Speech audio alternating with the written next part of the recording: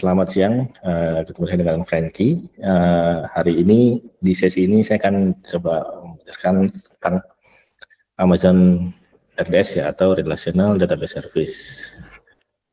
Ya, di sesi ini saya akan ya ini untuk apa yang saya jelaskan tentang introduction-nya, apa itu RDS, terus dia support apa aja sih engine-nya, lalu fiturnya apa aja dari scalability, high availability, sama ada security juga fiturnya, lalu ada monitoring itu seperti apa, dan untuk cost management ya mungkin ini ada tips sedikit sih untuk cost managementnya, dan mungkin dari sesi ini saya coba akan demokan juga sih untuk RDS ini. Saya coba buka untuk konsol RDS-nya ya dari AWS. Oke, apa sih Amazon RDS itu ya? Sebenarnya Amazon RDS ini sebenarnya sama seperti database yang biasa kita setup, misalnya MySQL gitu, misalnya kita setup di VPS itu kita setup MySQL, itu sebenarnya sama. Hanya saja kalau misalnya kita dari VPS kita butuhkan untuk install lagi dari misalnya dari Ubuntu, dari memakai apt, lalu kita konfigurasi lagi. Untuk RDS ini kita hanya kita tidak usah setup server lagi, kita tinggal langsung dari konsol AWS saja, kita langsung klik untuk dari konsolnya, klik itu nanti dari Amazon akan create instance yang sudah terinstall dari database-nya tersebut.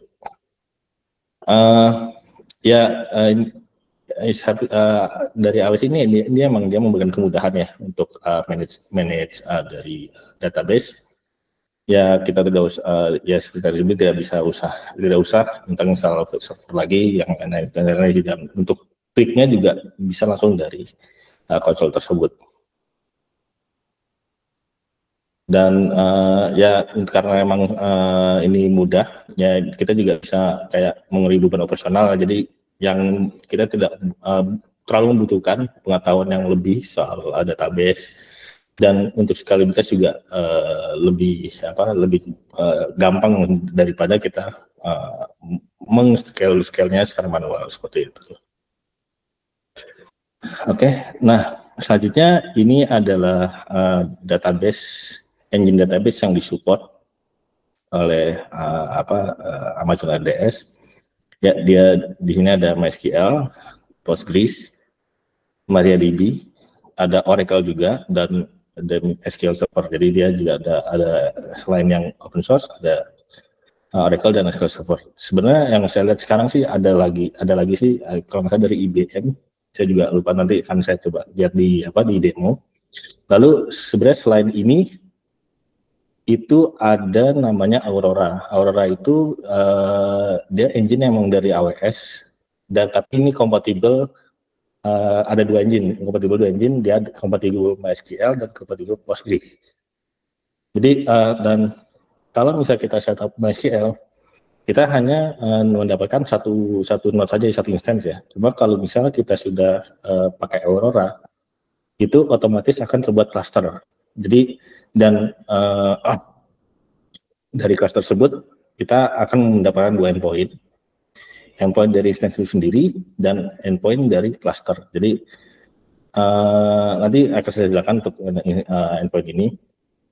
Jadi untuk endpoint instance itu yang memang menempel, itu host yang menempel di instance-nya, di node-nya, atau ya untuk cluster. Jadi ya ada cluster, dan nanti di belakang cluster ada node-nya, dan nanti ada endpoint sendiri untuk cluster tersebut, seperti itu. Jadi untuk ini akan saya coba jelaskan kembali. Oke. Ini ada fitur ya. Jadi dari RDS ini kita dengan bisa scale, kita bisa scale vertikal maupun horizontal. Ini dengan sangat mudah kita bisa scale dari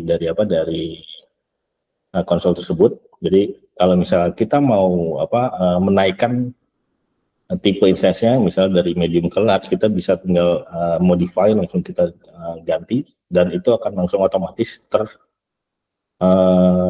misalnya terupgrade ya untuk mesinnya. Dan kita juga gampang juga kalau misalnya mau membuat beberapa node. Kalau kita secara horizontal ya. Kalau kita mau bikin beberapa slave, kita bisa langsung dari konsol saja langsung klik dan akan terbuat slave baru seperti itu. Ini kalau misalnya kita mau mau memisahkan antara nulis dan membaca dari aplikasi untuk ke database, kita bisa melakukan seperti itu dengan gampang sekali gitu. Dan ini bisa menambahkan ya performance dari aplikasi kita gitu. Jadi tidak hanya ke satu database, kita bisa nulis dan membaca itu di terkecil database, dan setiap node itu akan teraplikasi secara otomatis. Nah ini juga ada high capability untuk di sini ya, ini high capable dan sangat durable. Jadi dari RDS ini kita juga bisa deploy secara multi asset. Jadi Amazon itu kan dia memiliki ada region dan zona ya. Jadi dalam satu region ada beberapa zona. Kita bisa deploy ke dalam beberapa zona. Jadi namanya multi asset ya, multi asset ini kita untuk multi asset ini instance yang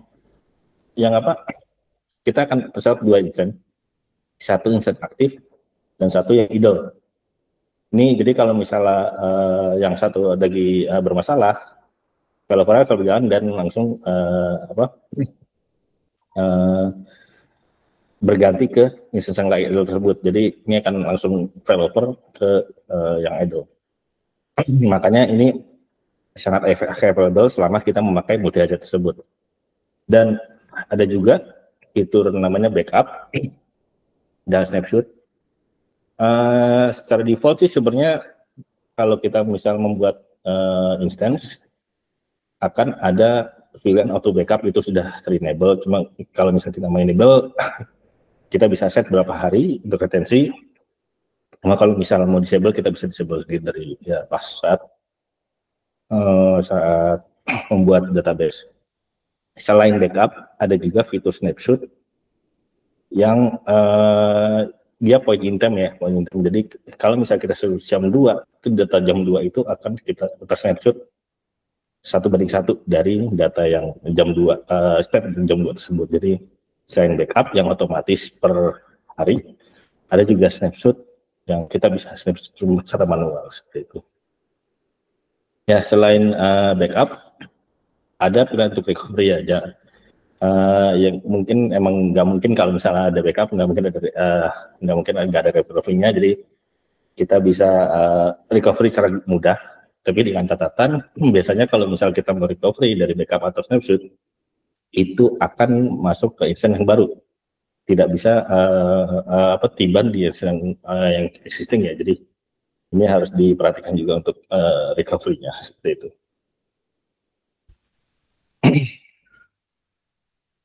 Ini juga selanjutnya fitur untuk security. Jadi secara default sebenarnya untuk instance di AWS biasanya itu sudah masuk ke dalam VPC. Jadi kita bisa milih misalnya membuat VPC baru, dan kita bisa isolate untuk RDS kita, mesin RDS kita asal dalam satu VPC tersebut. Jadi dan mungkin aplikasi kita juga bisa masuk ke dalam VPC root dan kita isolate, jadi tidak bisa untuk akses dari luar masuk ke tersebut.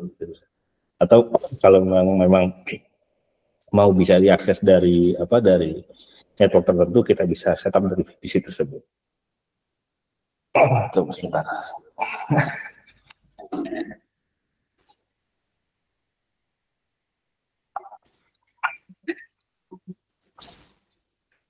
Oke.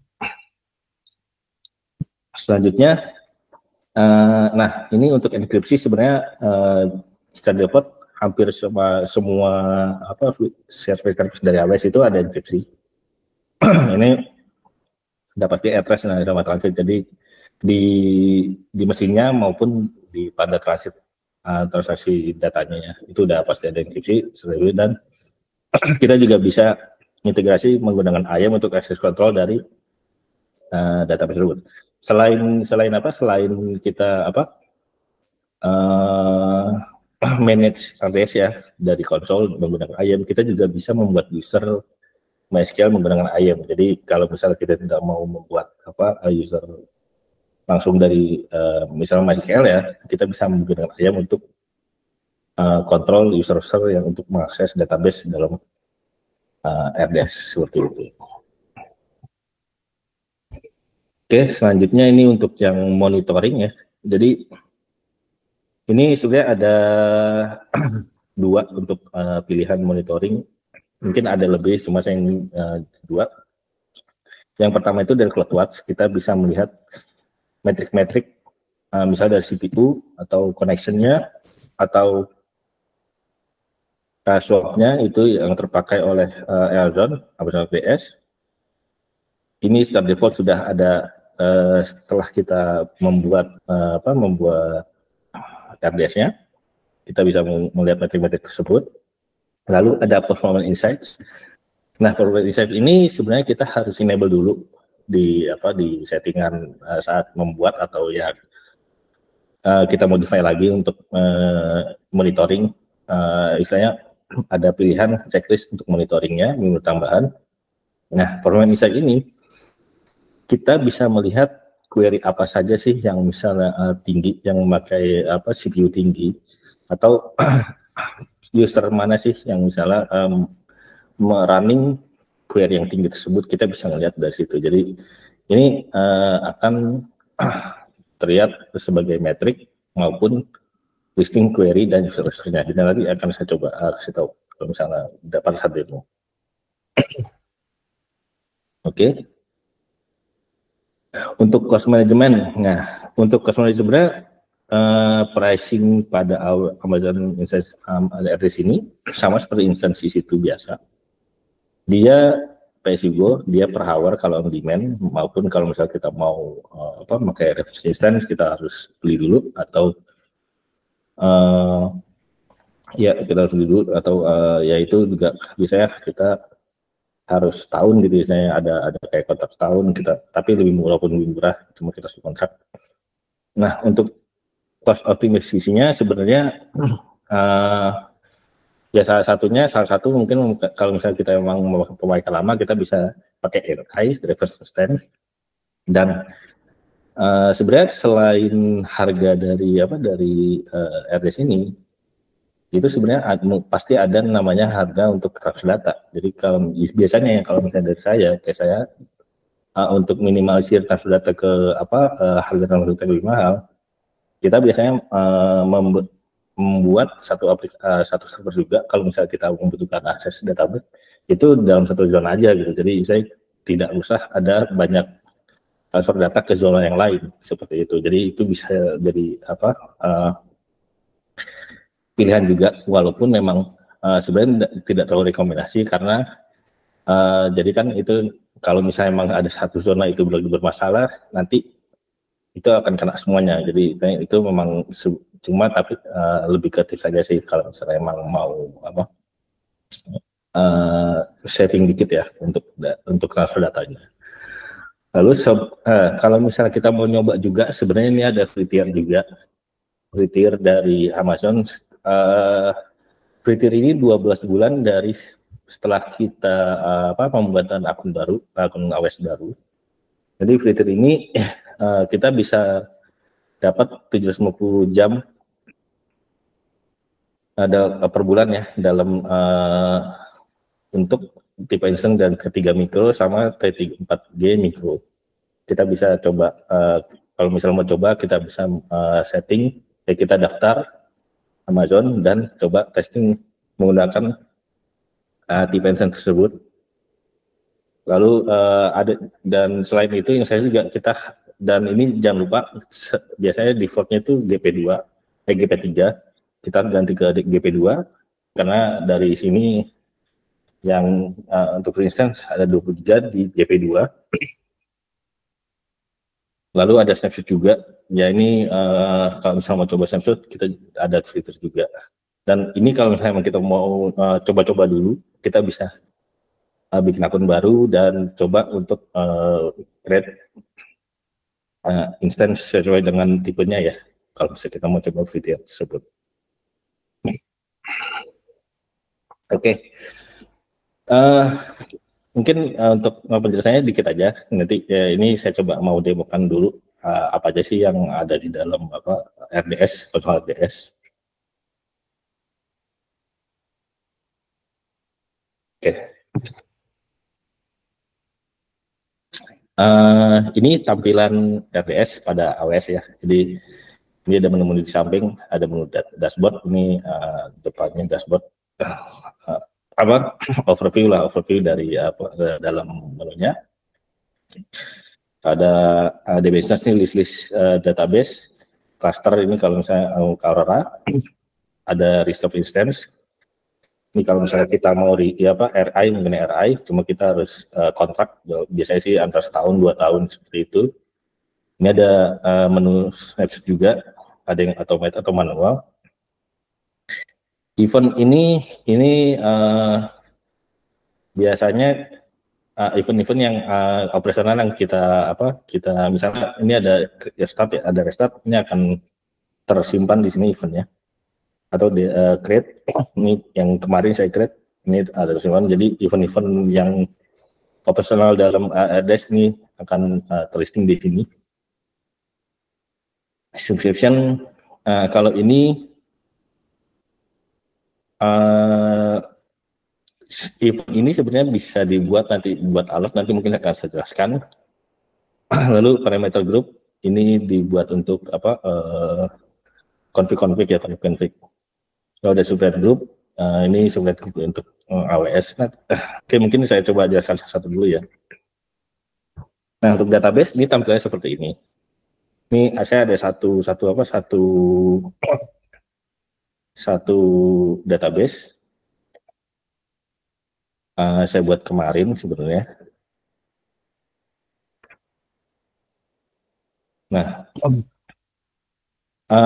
kalau misalnya pertama nih kita coba buat create database. Nah, di sini bisa kelihatan ada listingnya ya, tadi saya lihat ada 5 ya, MySQL, MariaDB, Postgre, Oracle SQL.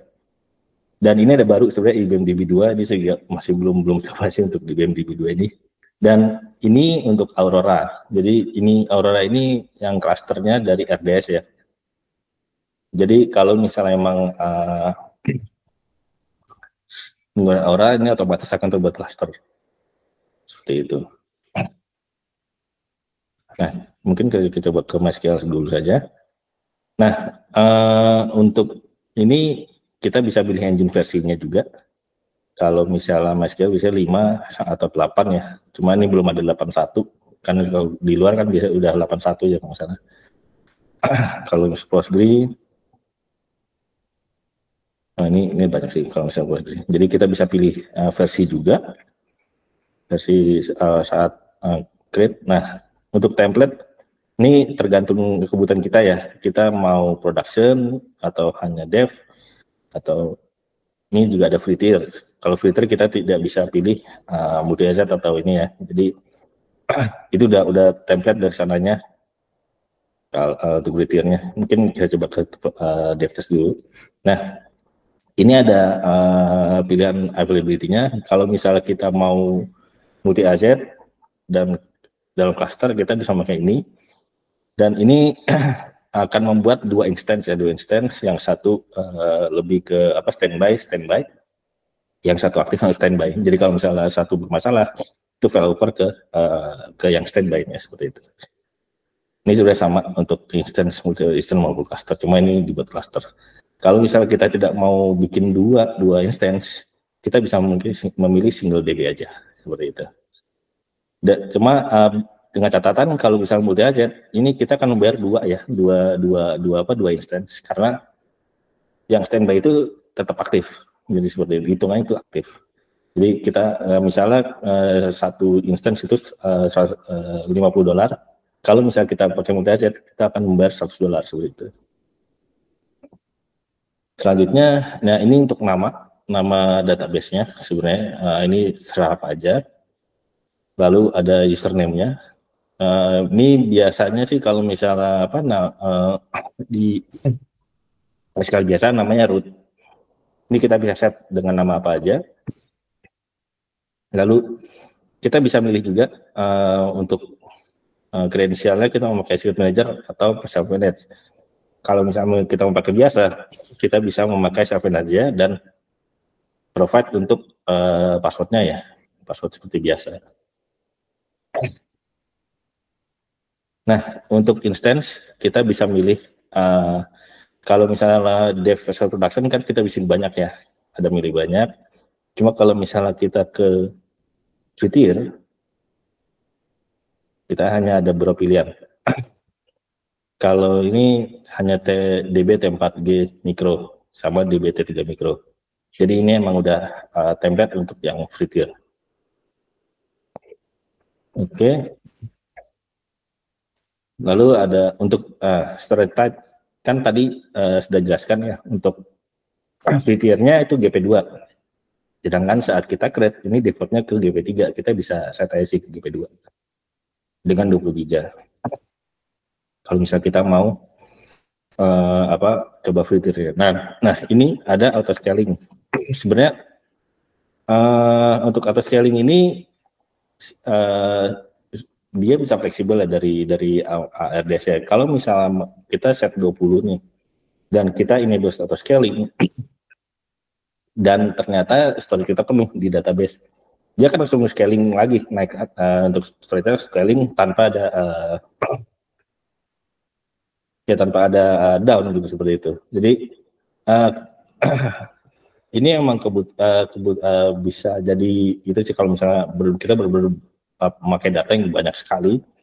Cuma untuk auto scaling ini sebenarnya butuh sangat lebih hati-hati aja pakainya, karena kalau misalnya sudah naik kita tidak akan bisa scaling turun lagi seperti itu. Jadi tergantung kebutuhan aja kita mau enable atau tidak sih auto scaling ini. Connectivity ya ini ada pilihan IPv4 nih, kita default aja sebenarnya. Lalu kita juga bisa milih VPC, misal kita mau bikin VPC baru kita bisa klik dari sini. Cuma saya coba default aja dulu. Kita juga bisa milih subnet group. Lalu dan ini public access. Nah, tergantung kita kebutuhan sebenarnya dari kita mau database ini publik atau tidak. Kalau misalnya kita hanya membutuhkan yang publik itu hanya aplikasi kita, tetapi ini tidak bisa database yang tidak usah publik, kita bisa no aja sih sebenarnya. Cuma kalau misalnya aplikasi kita di luar dari VPC, kita bisa yes. Cuma sebenarnya walaupun kita publik, kita juga bisa tetap manage aksesnya dari VPC. Jadi misalnya kita punya server di luar VPC, kita bisa set untuk yang bisa akses akses RDS ini itu dari IP mana saja, kita bisa set dari VPC ini seperti itu. Kita bisa bikin baru ya sebenarnya. Cuma ini kita coba default dulu. Oke. Nah, untuk evaluation yang seperti saya bilang tadi ada di cost management. Kita juga bisa set misalnya aplikasi kita di 1A, kita bisa milih juga di 1A. Atau kalau misalnya kita memang mau beda dari subnet, kita bisa 1B atau di C seperti itu. Kalau misalnya tidak pilih, ini akan random dari Amazonnya untuk pembuatan itu di antara 1A sampai 1C itu akan random seperti itu. Untuk proxy ini sebenarnya seperti kayak proxy koneksi ya, dari ada di depan ada proxy lagi untuk koneksi ke AWS. Sebenarnya ini untuk ini saya juga masih belum pakai, cuma saya lupa namanya tuh, ada di luar tuh ada juga untuk proxy seperti ini slide. Jadi kalau misalnya kita mau pakai dari AWS kita bisa pakai ini, atau yang lain kita bisa opsi yang lain. Jadi kita harus install dari server lagi seperti itu. Untuk port ini biasa kita default bisa pakai default atau kita bisa pakai port lain. Nah, untuk authentication ini sebenarnya pilihan ada 3. Password authentication itu yang biasa seperti user password yang seperti tadi saat pembuatan user root kita bisa memakai password. Dalam kita bikin user root dan passwordnya apa, kita bisa memakai password atau kita bisa memakai IAM. Jadi kan IAM itu ada akses dan secret ya, kita bisa memakai itu untuk akses dari database-nya, atau kita juga bisa memakai Kerberos. Cuma untuk Kerberos ini saya masih belum pernah sih untuk Kerberos ini. Ya saya sih lebih masih ke password authentication saja seperti itu. Untuk monitoring, access monitoring ini ya ini lebih ke monitoring sih dari CloudWatch sebenarnya. Lalu database option. Nah, database option ini untuk natural database ini kalau misalnya kita mau langsung membuat saat kita create instance, kalau kita mau langsung buat satu database, kita bisa langsung tulisannya nama database di sini seperti itu. Misalnya produk. Saat kita create database produk ini akan langsung terbuat saat mana gitu ya, udah dibuatkan oleh RDS-nya. Nah, parameter group ini akan menjadi parameter untuk config dari database yang kita buat. Jadi parameter group ini isinya adalah config ya. Kalau misalnya dari MySQL biasa itu namanya my.cnf, my.config ya. Kalau misal di RDS ini bisa ada di dalam parameter group seperti itu. Nanti untuk parameter group akan saya coba jelaskan di bagian parameter group. Parameter group. Lalu ada backup, ini kita bisa set retensinya berapa lama. Lalu backupnya kita bisa set jam berapa, dengan catatan ini UTC, jadi kita sesuaikan dengan jam kita. Misalnya kalau kita kan GMT 7 ya, kita sesuaikan waktunya.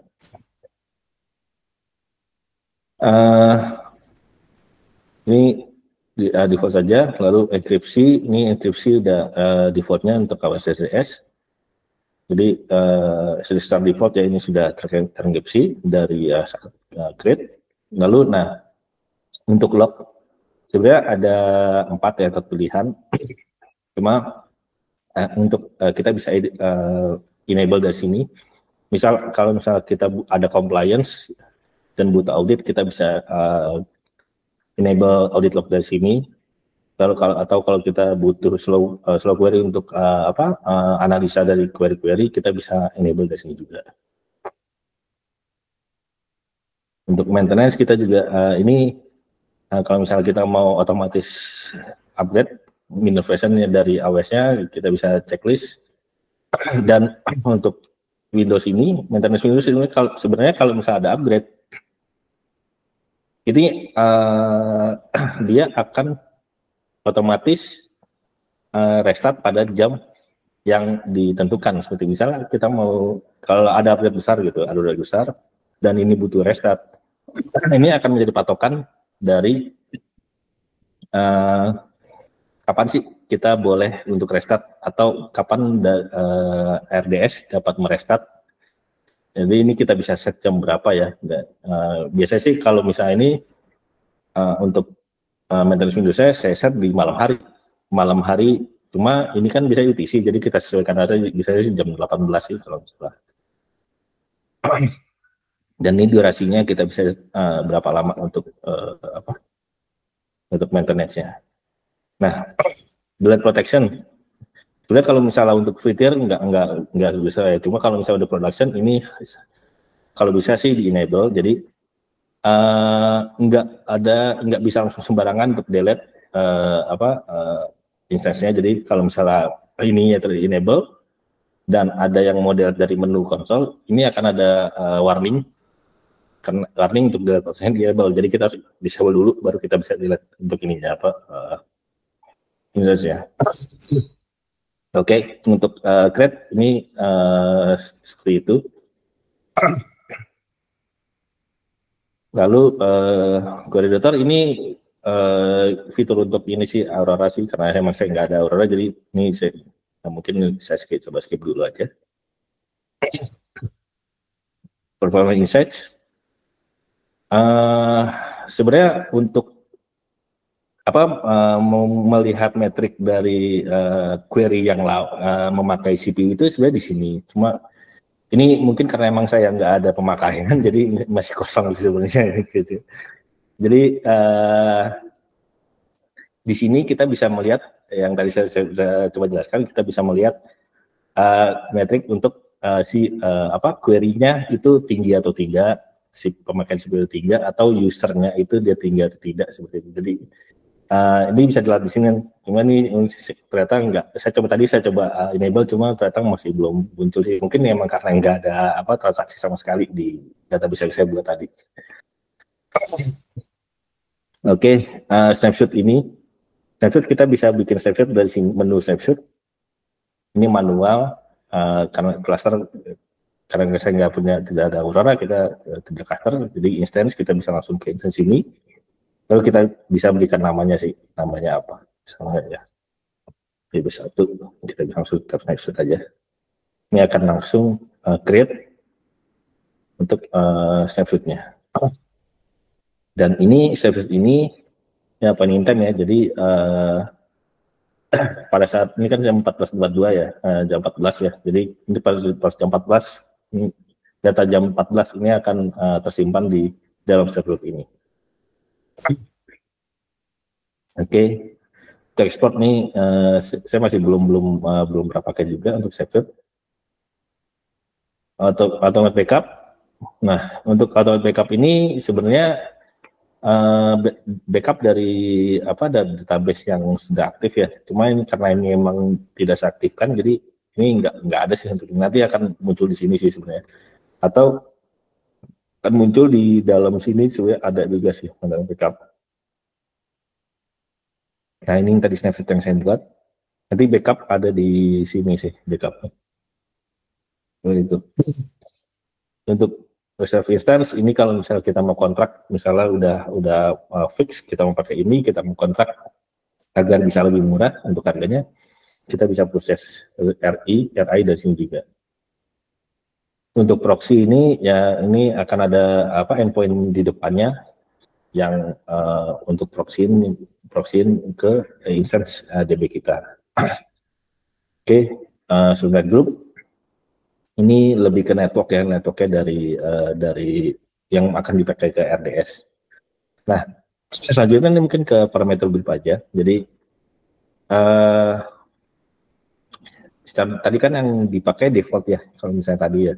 So, mungkin kita bisa coba lihat di sini. Nah, ini isinya itu config-config yang ada di my config. Seperti kalau misalnya kita mau setup di VPS biasa ya. Kalau misalnya kita mau config timeout, kita bisa coba aja klik timeout. Nah, ini akan ada list timeout, misalnya interactive timeout atau ke wait timeout. Kita bisa langsung editnya dari sini. Cuma kalau misalnya kita edit, kita harus membuat parameter baru. Untuk default ini memang tidak bisa diedit. Jadi kita akan membuat baru dulu. Misalnya DB1, dan kita bisa milih ke engine-nya apa, ke versinya. Nah, ke parameter group aja karena kita tidak memakai cluster, dan kita bisa create langsung.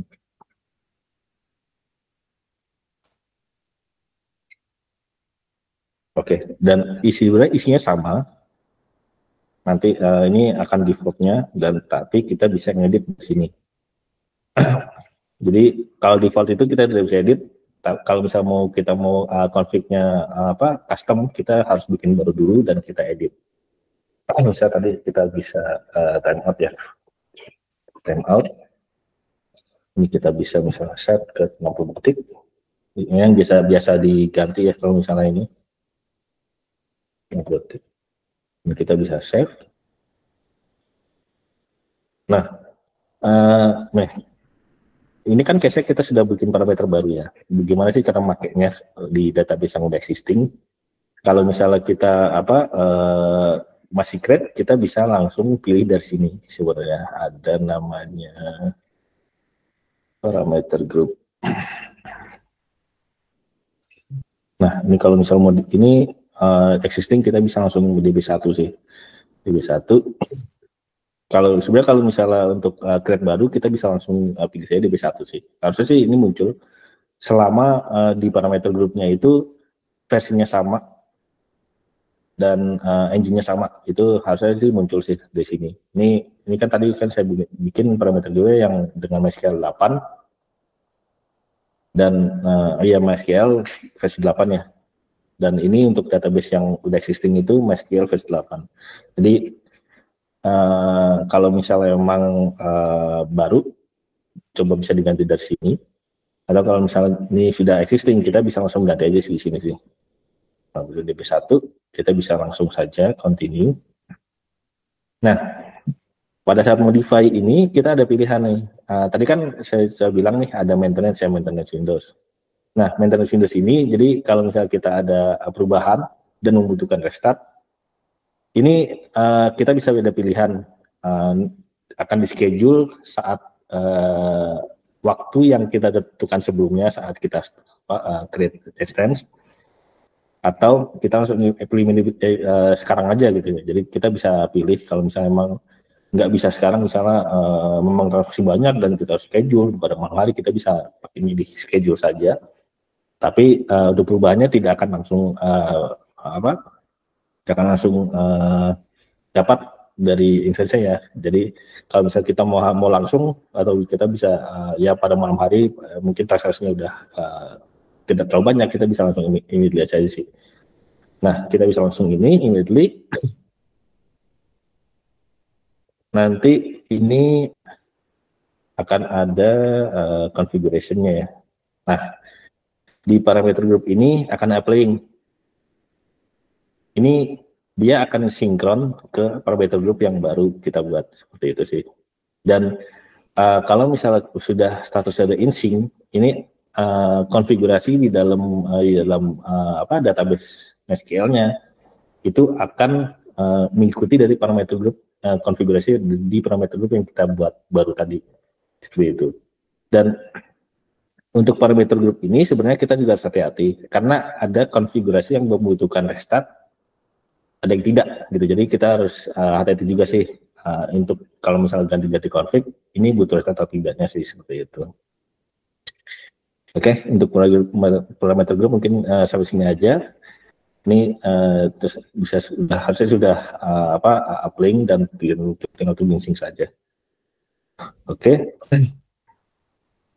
Ini untuk custom engine version, misal kita ini sudah pilihan aja ya. Kalau misalnya kita punya engine versi yang tidak ada di pilihan saat create database, kita bisa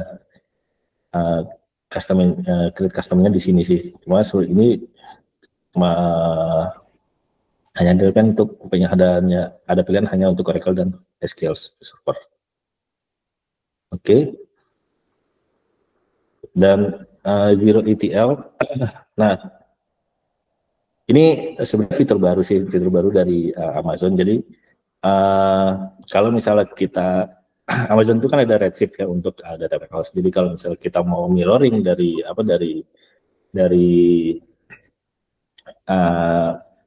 .RDS ini ke Redshift, kita bisa menggunakan sini sih. Jadi ini akan secara real time dia akan mirroring data dari RDS ini ke Redshift, seperti itu. Jadi sebenarnya selain dari Azure Retail ini, dia ada juga namanya DNS, itu cuma cara kerja sama sih seperti ini. Cuma ini dari Amazon menyediakan fitur baru namanya Azure Retail Integration. Untuk event, tadi saya bilang ada semua event ada update-nya, ada parameter group. Ini kan tadi yang saya update parameter group. Terus ada backup juga, saya coba tadi snapshot, semua ada event di sini. Jadi kalau misalnya ada perubahan apa-apa, kita bisa cek dari sini. Nah, untuk event subscription ini sebenarnya integrasi dengan kita bisa integrasikan dengan service Amazon yang lain. Jadi di event subscription ini kita bisa membuat alerting kalau misalnya ada perubahan status, kita bisa alerting di sini, ya bisa bikin biasanya sih SNS ya kalau misalnya itu. Dan ya ini sebenarnya dibuat ya sebenarnya namanya ada yang namanya event control, itu sebenarnya sama aja untuk source dari situ. Dan ya ini sangat membantu kalau misalnya kita bisa di production, kalau misalnya kita mau ada setting, misalnya ada perubahan status dari apa ready ke playing atau apa, dan kita mau kita apa bikin notifikasi, kita bisa dari sini sih. Karena ini itu nanti akan nyambung ke event dari sini sih sebenarnya. Walaupun memang mungkin tidak semua event akan masuk, cuma ini sangat membantu kalau misalnya kita mau ada apa notifikasi kalau misalnya ada yang aneh-aneh, operasi aneh-aneh dalam operasi RDS kita seperti itu. Untuk event seperti ini sebenarnya tidak hanya ada di RDS, tapi ada di service yang lain juga sih seperti itu. Oke, mungkin itu saja ya untuk ini. Semoga jelas juga untuk RDS. Ya, untuk RDS ini sebenarnya memang kalau misalnya kita membuat aplikasi tanpa mau repot-repot setup server ini sangat mudah juga, karena kita hanya tinggal klik-klik dari sini selesai dan kita bisa langsung konekkan saja ke database kita. Ini sangat membantu service dari AWS tersebut sih. Jadi ya mengurangi operasional untuk orang yang server atau gimana, kita bisa seperti itu sih. Dan ini untuk dokumentasi juga sebenarnya udah banyak juga dari AWS-nya. Seperti itu. Oke, mungkin itu saja dari saya sih. Terima kasih.